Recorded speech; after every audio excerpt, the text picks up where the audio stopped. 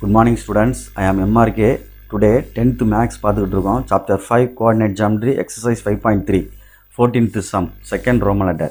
First Roman Letterல வந்து ஒரு point கொடுத்து ரேஷியோ கொடுத்துருந்துச்சு, இன்டர்செப்ட் ஃபார்மில் கேட்டிருந்தாங்க, யூஸ் பண்ண சொல்லி ஈக்குவேஷன் ஆஃப் சைட் லைன் கேட்டிருந்தாங்க. அதே தான் இங்கேயும் ஒரு பாயிண்ட் கொடுத்துருக்கு. பட் இங்கே என்ன கொடுத்துருக்கு அப்படின்னா ஈக்குவல் இன்டர்செப்ட்ஸ்னு ஒரு வார்த்தை கொடுத்துருக்கு. இதே மாதிரி எக்ஸாம்பிளில் 2 சம் இருக்கும், ஆப்போசிட் சைன் கொடுத்துருக்கும். ஈக்குவல் இன்டர்செப்ட் தான், ஆனால் ஆப்போசிட் சைன் கொடுத்துருக்கும். ஈக்குவல் இன்டர்செப்ட்னா ஏ ஈக்குவல் டு பின்னு எடுத்துடலாம். ஆப்போசிட் சைன்னா ஏ ஈக்குவல் டு மைனஸ் பின்னு எடுத்து செய்யணும். அதை கேர்ஃபுல்லாக பார்த்துக்கோ. Okay, first what is given அப்படின்னு எடுக்கிறேன். ஈக்குவல் இன்டர்செப்ட்ஸ்னு கொடுத்துருக்கு. ஈக்குவல் இன்டர்செப்ட்ஸ் அப்படின்னு கொடுத்துருக்கு.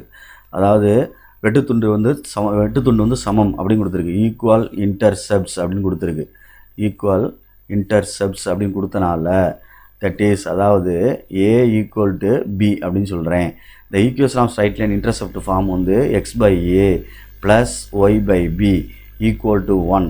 இப்போ நான் அப்ளை பண்ணையில் இதுதான் வந்து ஆன்சரு, சரிங்களா? 1. இதை வந்து தான் கணக்கு மூவ் பண்ண போகிறேன். இதில் ஏக்கு பதிலாக பியோ பிக்கு பதிலாக ஏயோ ஈக்குவலாக போடணும், உன்னுடைய விருப்பம். நான் ஏஏ அப்ளை பண்ணிக்கிறேன். X by A plus Y by பிக்கு பதிலாக ஏ அப்ளை பண்ணுறேன் ஈக்குவல் டு 1.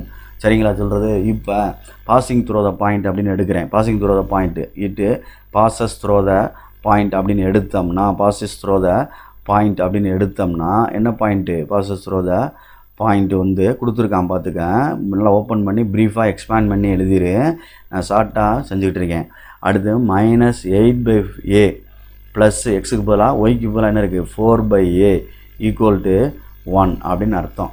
சரிங்களா? இப்போ நம்ம இது எல்சிஎம் எடுக்கையில் ஏன்னு எடுத்து செஞ்சாலும் சரி, இல்லை ஏ ஸ்கொயர்னு எடுத்து மல்டிப்ளை பண்ணி கொண்டு போனாலும் சரி, எப்படி வேணாலும் செய்யலாம். ஏ இன்ட்டு ஏ ஸ்கொயர் அப்படின்ட்டு. அப்போ அதுக்கப்புறம் ஒரு குவாட்ரேட்டிக் ஈக்குவேஷன் ஆகும், அதை ஃபார்ம் பண்ணணும், அதை எடுக்கணும், வைக்கணும், எல்லாம் செய்யணும். Right. A into A square cross multiply பண்ணால் -8a plus 4a equal to 1 அப்படின்னு எழுதிக்கலாம். இப்போ இதை கழிச்சா என்ன வரும்னு யோசிச்சு பாரு. -4a அப்போ டிவைடட் பை என்ன வந்துடும்? ஏ ஸ்கொயர் ஈக்குவல் டு என்ன வந்துடும்? 1. இது ஏ அடிச்சுக்கிட்டால் ஏ ஈக்குவல் டு 4ன்னு வந்துடும்ல. அதுக்காக எதுக்கு தேவையில்லாத வேலை, அதுக்கு தான் நான் சொல்கிறேன். நான் ஏன் எல்சிஎம் எடுக்கணுமா வைக்கணுமான்னு பார்த்துக்கிட்டு அது தகுந்தாப்பில் மூவ் பண்ணால் கணக்கு உனக்கு சிம்பிளிஃபையாக ஈஸியாக இருக்கும் அப்படின்றக்காண்டி தான் உனக்கு சொல்கிறேன். எல்லோரும் கிராஸ் மல்டிப்ளே போகிறீங்க. இப்போ 2 காமனாக இருக்கனால ஏன்னு எடுத்துகிட்டு -8 ப்ளஸ் ஏன்னு சும்மா அப்படியே நேரம் எழுதிட்டு நியூமரேட்டரை ஈக்குவல் டு 1 கழிச்சோம்னா -4 பை ஏன்னு வந்துடும் ஈக்குவல் டு 1. கிராஸில் கொண்டு போனால் ஏன்னு வந்துடும். அப்போ ஏ வந்து என்ன கிடைக்கிது? -4 கிடைக்கிது. ஏயும் பியும் ஈக்குவல்னால தேர்ஃபோர் பியும் என்னது தான்?